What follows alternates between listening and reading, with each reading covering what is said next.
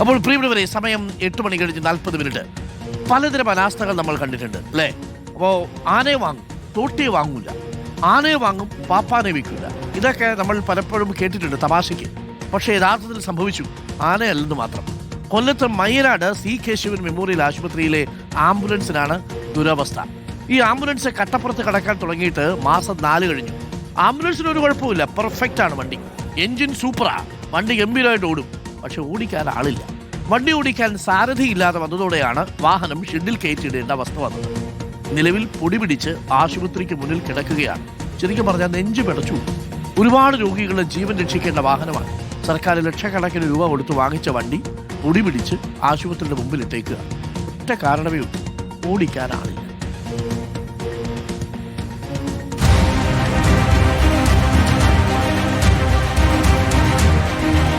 കൊല്ലം Mayyanad Keshavan memorial കുടുംബാരോഗ്യ കേന്ദ്രത്തിലാണുള്ളത്. എനിക്ക് പിന്നിൽ കാണുന്ന ഈ ആംബുലൻസ് ഒരാളെ കാത്ത് നിൽക്കുകയാണ്. മറ്റാരെയുമല്ല കാത്തു നിൽക്കുന്നത്, ഒരു ഡ്രൈവറെയാണ്. കഴിഞ്ഞ 4 മാസത്തോളമായി ഈ ആംബുലൻസ് ഇങ്ങനെ കട്ടപ്പുറത്ത് കിടക്കുകയാണ്. അതിനുള്ള കാരണം സ്ഥിരം ഡ്രൈവർ ഇല്ലാത്തത്, ഓടിക്കാൻ ആളില്ലാത്തത് മൂലമാണ് ഈ വണ്ടി ഇങ്ങനെ കട്ടപ്പുറത്ത് ആകുന്ന സാഹചര്യമുള്ളത്.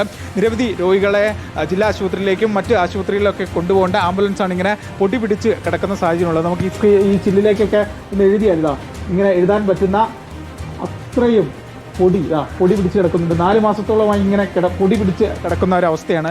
ഇവിടെയൊക്കെ പൊടി പിടിച്ചിട്ടുണ്ട്. 1-2 ദിവസം നിർത്തിയിട്ടാൽ ഇങ്ങനെ പൊടിയാകില്ല. 4 മാസം ഇങ്ങനെ കിടക്കുക. നല്ല വണ്ടിയാണ്, പക്ഷേ പൊടിക്കാൻ ആളില്ല.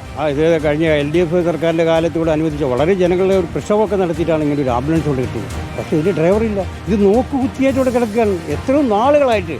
നമുക്കിപ്പോൾ അത്യാവശ്യം എമർജൻസി കേസിനാണ് നമ്മൾ ഈ ആംബുലൻസ് വിളിക്കാൻ വിടുന്നത്. ആ നേരത്തെ ഗവൺമെൻറ് ആശുപത്രിയിൽ വിളിച്ച് പിന്നെ താൽക്കാലികമായിട്ടൊരു ഡ്രൈവറും കണ്ടെത്തുന്നതിന് മുമ്പ് രോഗിയുടെ കാര്യം, ഒന്നാമത് ഇവിടെ 2-3 ഗേറ്റൊക്കെ ഉള്ളതാണ്.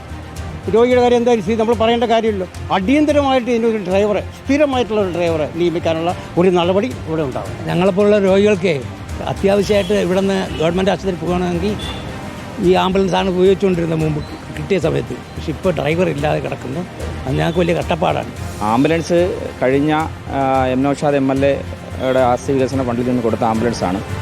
ഈ ആംബുലൻസിൻ്റെ ഡ്രൈവറെ അന്ന് ഇവിടുത്തെ ആശുപത്രിയുടെ വികസന സമിതി നിയമിച്ചതാണ്. ചില സാങ്കേതിക കാരണങ്ങൾ ആ ഡ്രൈവർ ഇവിടുന്ന് മാറിപ്പോയി. പക്ഷേ അതിനുശേഷം ഉടനെ ഡ്രൈവറെ വേണം. അത് ഡ്രൈവറെ ഇതുവരെയും പുതിയതായിട്ട് ഭരണസമിതി വന്നിട്ട് പോലും ഇത് ഇവിടെ ഏറ്റെടുത്തിട്ടില്ല എന്നുള്ളതാണ് പറയുന്നത്. എന്തായാലും ഈ ആംബുലൻസ് ഒരു ഡ്രൈവറെ കാത്തിങ്ങനെ കിടക്കുകയാണ്. നിരവധി രോഗികൾക്ക് ഉപയോഗപ്പെടുന്ന ഒരു ആംബുലൻസാണ്. മറ്റ് പ്രശ്നങ്ങളൊന്നുമില്ല. അധികം വൈകാതെ ഇതിൻ്റെ ഫിറ്റ്നസ് കഴിയും. പിന്നെ വീണ്ടും ഫിറ്റ്നസ് പരിശോധനയ്ക്ക് കൊണ്ടുപോകണം. മറ്റ് പ്രശ്നങ്ങളൊന്നും ഇല്ലാത്ത നല്ല കണ്ടീഷനുള്ള വണ്ടിയാണ്. ഒരുപാട് രോഗികൾക്ക് ഉപയോഗപ്പെടുന്ന വണ്ടിയാണ്. എന്തായാലും ഈ വാർത്ത കണ്ടെങ്കിലും ആരോഗ്യവകുപ്പ് അടിയന്തരമായി മയ്യനാട് ഈ കുടുംബാരോഗ്യ കേന്ദ്രത്തിലെ ഈ ആംബുലൻസിന് ഒരു ഡ്രൈവറെ അനുവദിക്കണം. വീഡിയോ ജേർണലിസ്റ്റ് വിനയ് രാജിനൊപ്പം reporter Ravi Jayasankar, in reporter, Kollam.